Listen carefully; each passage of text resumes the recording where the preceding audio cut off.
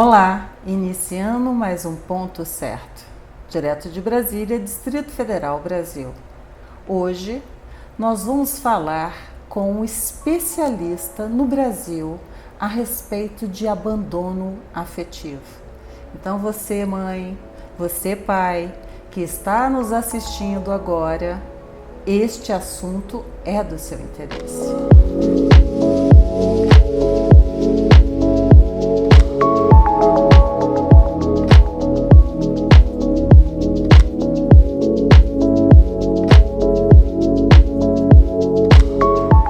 Para falar desse assunto, nós temos aqui o especialista no Brasil, Dr. Charles Bica, advogado especializado, que tem 2 livros publicados sobre esse tema. Boa tarde, Dr. Charles Bica. Boa tarde, tudo bem? Tudo bem, eu quero agradecer o convite, que o Ponto Certo fez ao senhor e que o senhor atendeu aqui para conversarmos sobre esse tema que traz tanta angústia, que traz tristeza para essas crianças, que um dia se tornam adultos e carregam essa bagagem tão pesada. Eu gostaria de começar falando aqui a respeito dos livros, porque nós temos aqui o abandono afetivo, e temos aqui também o Mãe, Cadê Meu Pai? Eu gostaria de falar sobre esses livros. Sim, muita angústia, muita tristeza, não só nessas crianças, mas acho que nas mães ou pais também é mais comum o abandono ser praticado pelos pais e na sociedade como um todo. O abandono causa dano à sociedade inteira. E esses livros, na verdade, o início da nossa caminhada nesse terreno aí nebuloso, escuro e triste, tem uns 10 anos mais ou menos. Foi quando uma cliente entrou no meu escritório e era uma ação comum, ação de revisão de alimentos, aquela coisa trivial, e eu perguntei, mas e o teu pai? Ela falou, não, nunca tive contato. Ela tinha 16 anos, era um adolescente. E naquele dia eu falei, como assim? Uma pessoa, o pai, ele só vai, nós vamos fazer a revisão de alimentos, executar a pensão alimentícia, mas isso não tem nenhuma consequência no mundo jurídico. Isso era em 2011. Em 2011 o STJ não tinha um posicionamento favorável, logo em seguida mudou. E eu comecei a trabalhar esse tipo de ação, ou seja, um ato ilícito sendo praticado teria que ter algum tipo de consequência. E a gente veio caminhando. E dali a gente resolveu fazer os livros, mas antes disso nós fizemos comunidade no Facebook, Instagram, site, entrevistas, um longo trajeto a chegar nos livros. E os livros foi pela falta de publicações no assunto, que muita gente não sabe, mas o abandono afetivo é o descumprimento dos deveres do poder familiar, pelo pai, igual nós colocamos, e pode ser também pela mãe. Dr. Charles Bica, esse livro aqui, Mãe, Cadê Meu Pai? Ele tem uma história tão interessante. Eu gostaria que o senhor falasse para os nossos telespectadores aqui como é que você escreveu esse livro, que eu achei a forma genial, principalmente para quem não é do direito, para a mãe e para o pai, que de alguma forma, ou até mesmo o adolescente, a pessoa que sofreu o abandono afetivo, compreender exatamente, os danos que causam e o que a legislação brasileira traz a respeito. Perfeito, Érica. Esse livro foi feito exatamente para quem não é do direito, ele foi feito para a sociedade. A sociedade precisa falar sobre isso. Tá? E eu tive essa preocupação, esse cuidado, ao contrário do primeiro livro, que é mais técnico. Esse nosso último livro, ele foi feito, eu diria, com a alma, com o coração, de uma forma que eu tentei tocar as pessoas para a gravidade disso. Então ele foi feito numa forma de uma estação, uma viagem de trem, uma viagem pelo trem da vida. Ele começa ali na plataforma de embarque e vai parando nas estações, na estação saúde. Nós vamos dizer das consequências desse abandono naquelas crianças, consequências seja psicológica, comportamental, clínica inclusive. Nós temos pesquisas que demonstram consequências clínicas o abandono causa inclusive dor. Existem pesquisas, trabalhos de cientistas americanos que demonstram inclusive mudança na estrutura do cérebro. Então é terrível. Então a gente começa ali na estação saúde, passa pela estação social, falando de todas as consequências desse abandono na sociedade, de um modo geral. A gente fala das mães solos, a gente fala inclusive sobre a criminalidade no sistema socioeducativo. Nós temos um índice altíssimo de adolescentes que não tiveram a convivência com os pais na infância, nem na adolescência. A gente passa pela estação justiça, sobre o que o Poder Judiciário está falando sobre isso.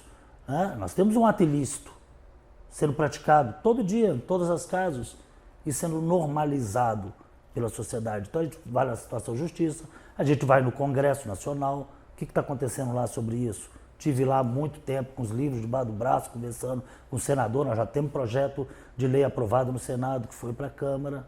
Nós temos depois, no final, no livro, nós temos uma conversa. Nós passamos antes dessa conversa, a gente passa pelo Executivo, né? Pelo Palácio do Planalto. Aqui nós não estamos dizendo de governo A, B, nem C, porque nenhum nunca preocupou com isso. O que está sendo feito sobre isso? Quais as campanhas? E depois a gente vai conversar com os atores, com aquela mãe e com aquele pai, em busca de uma solução para essa, vamos dizer, epidemia social.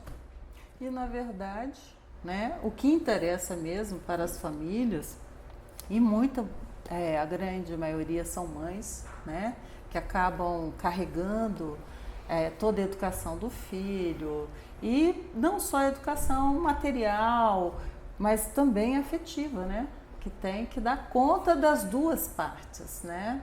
Não há a divisão que normalmente existe quando o pai e a mãe acompanham o filho, ainda que estejam separados, e possam criar esse filho ali juntos, né? São dois para se fazer um filho, porque dois para poder criar. É uma covardia alguém ter que carregar nas costas, como se diz, sozinha a responsabilidade de criar uma criança e um adolescente. Nós temos aí hoje mais de 11 milhões de famílias comandadas por mães solo, né? Vamos pôr aí um terço das famílias ou mais. Nós temos números absurdos. A gente não tem número, eu não posso te trazer aqui número atual, porque ninguém se preocupa com isso. O governo não se preocupa com isso, seja a nível federal, estadual, ninguém está preocupado com isso.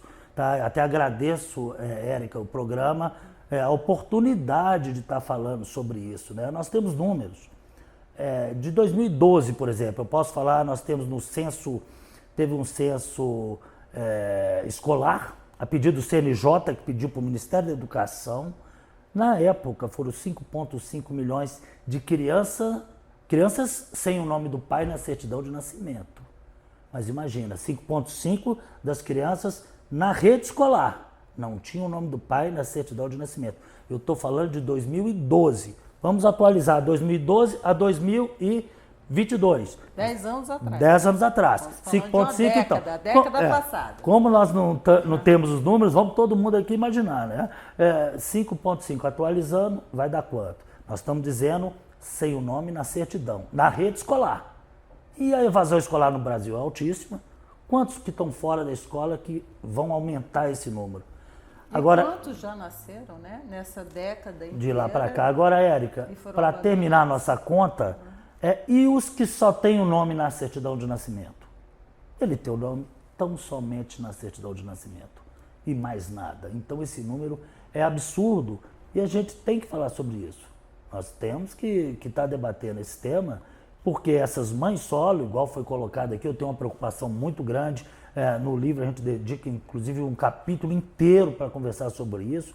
Chegou a hora, chegou não, já passou da gente ter políticas públicas voltadas para essas pessoas. Para essas mães, para esses filhos. Graças a Deus, muitas estão muito bem, graças a Deus, e que continuem cada vez mais, mas outras estão adoecendo.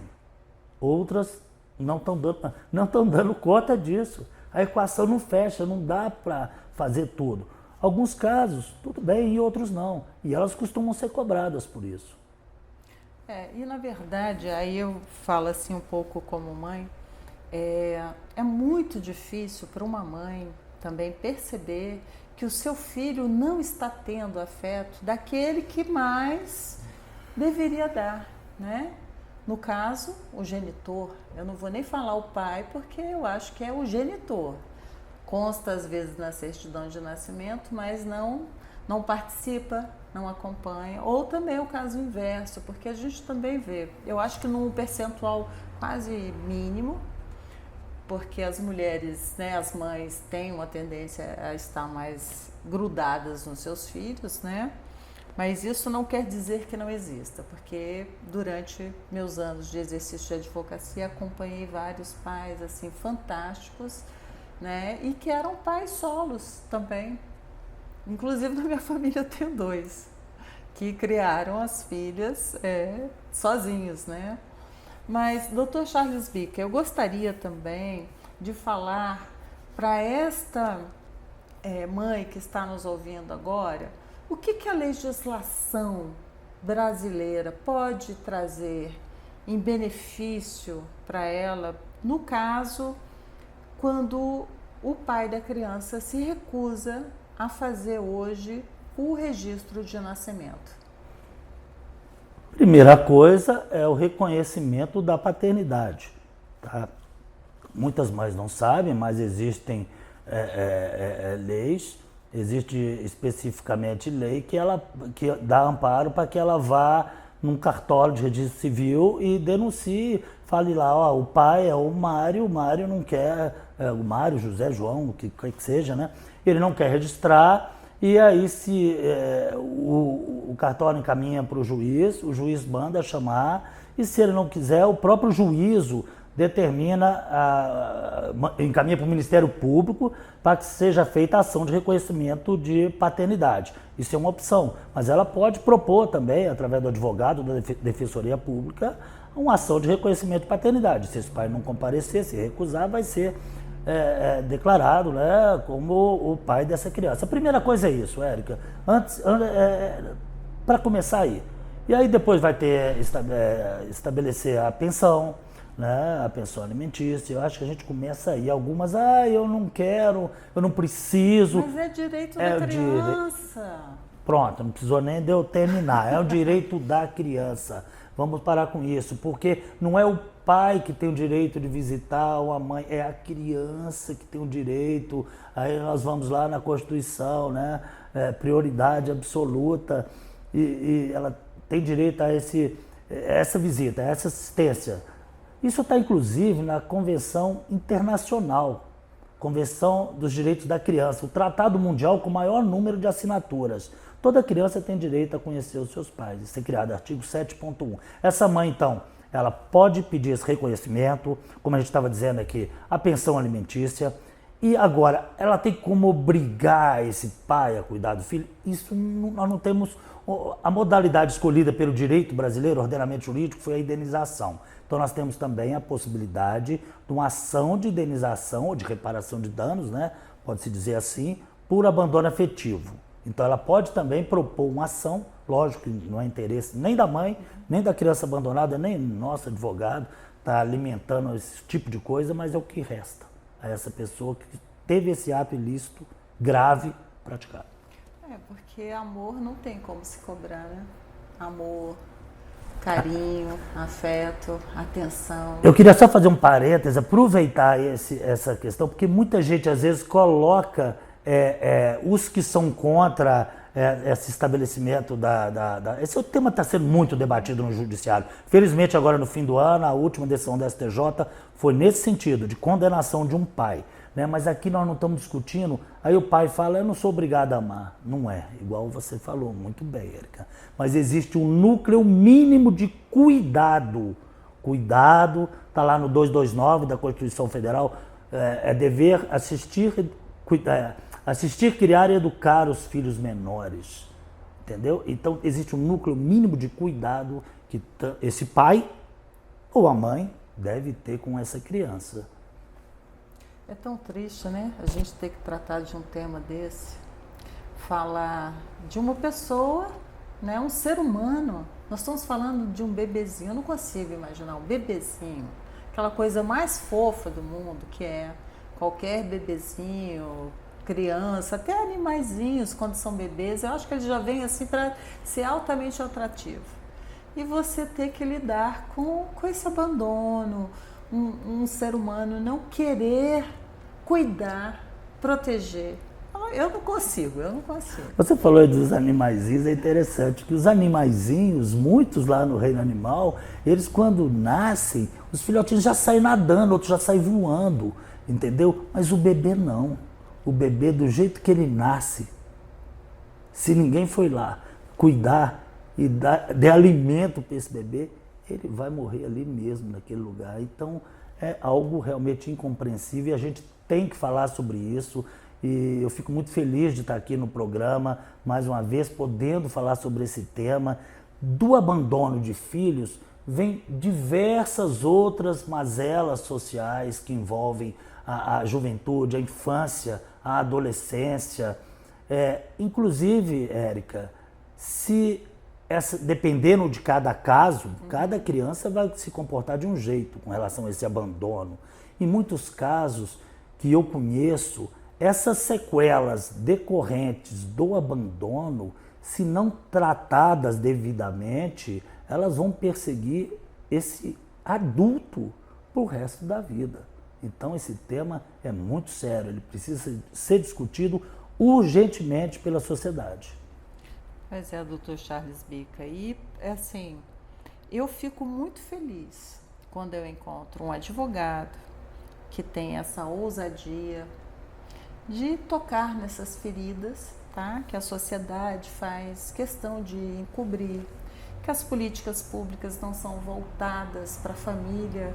E quando a gente fala da família, a gente tem que entender que família não é aquela do desenhozinho que está lá, mamãe, papai e os filhinhos. Família é o seio aonde o ser humano, quando chega ao mundo, ele é concebido, ele é recebido e ele deve ser cuidado por todos, porque às vezes tem um bebê que ele não pode não ter o pai e a mãe, um acidente trágico, alguma coisa, mas tem a família.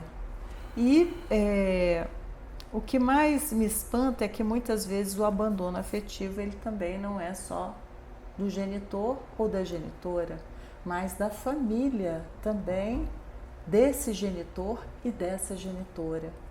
Isso é de causar estranheza. Existe um ditado das mães africanas, que é muito utilizado pelas americanas, que diz que é preciso de uma aldeia para cuidar de uma criança. Tá? Então, o que a gente busca aqui é envolver a sociedade, trazer as pessoas para debater esse tema. Esse tema tem que ser conversado, nós precisamos achar solução, nós precisamos conversar sobre isso. Chega de... mas isso sim, eu já estudei muito sobre esse tema em livros sobre Idade Média, colonização do Brasil. Se a gente for no início da humanidade, se a gente for na fundação de Roma, se a gente for lá, nós vamos achar a loba, Rômulo, Remo, Moisés, na cestinha, nós vamos ver nos deuses, né? Assim, nós vamos ver na colonização do Brasil, a roda dos expostos, a gente vai pegar, isso vem desde sempre. Mas, Érica, nós não temos nenhum compromisso com os erros dos nossos antepassados. Estamos aqui para, acredito que todos nós, evoluir e em busca de um mundo melhor para todos nós. Então, muito obrigado por poder estar aqui falando sobre esse tema.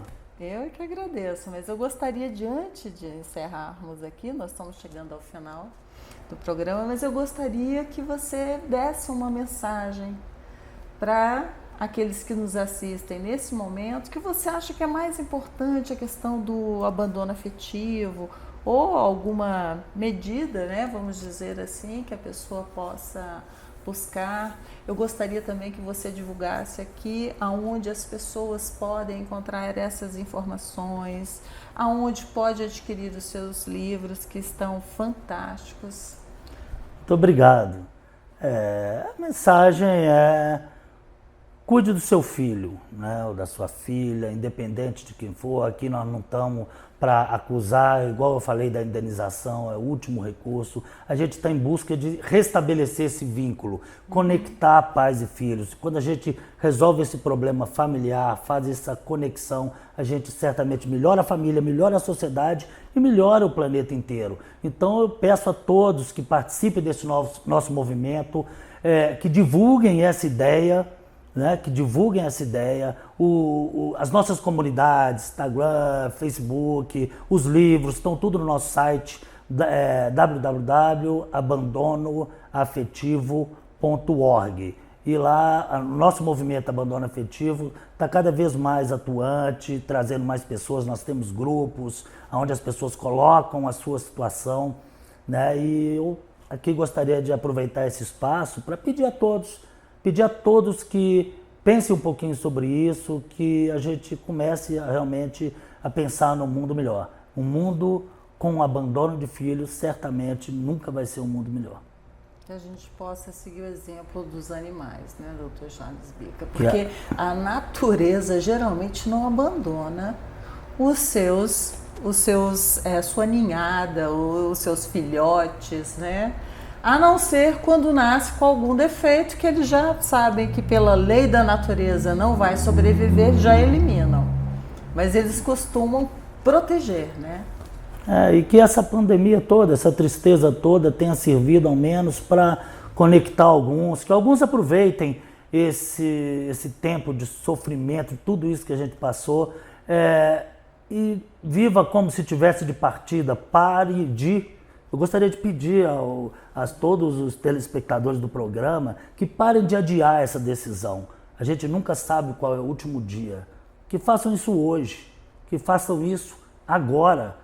Que liguem ou mandem uma mensagem. Hoje tem SMS, emoji, hoje é muito fácil. Mande uma mensagem para aquele filho que está por algum motivo desconectado e busque esse filho de volta e vamos acreditar sim que podemos ter um mundo bem melhor do que esse.